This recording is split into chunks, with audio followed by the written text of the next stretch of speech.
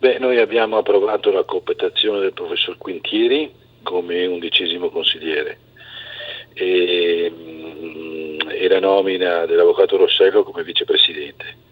Cristina Rossello, avvocato esperto di Cassazione, già in Mondadori e in Mediobanca, è il nuovo numero 2 di Veneto Banca, un'elezione quasi scontata secondo gli analisti dopo l'addio di Alessandro Vardanega dal CDA di Montebelluna.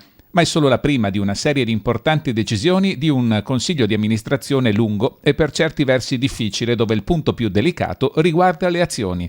La delibera che riguarda il valore di recesso, ma penso che sarà un provvedimento che verrà preso più tardi. Decisioni che il Presidente sottolinea verranno prese soprattutto nell'interesse degli azionisti, sempre più preoccupati della situazione. Io comprendo il loro stato d'animo,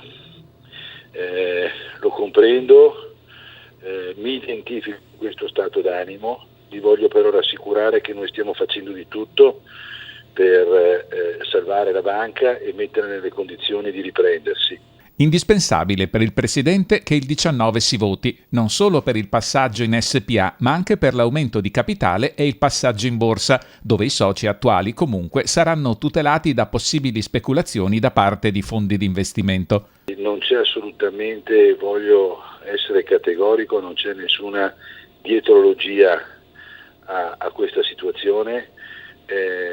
Noi daremo a tutti i soci il diritto di prelazione per l'aumento di capitale.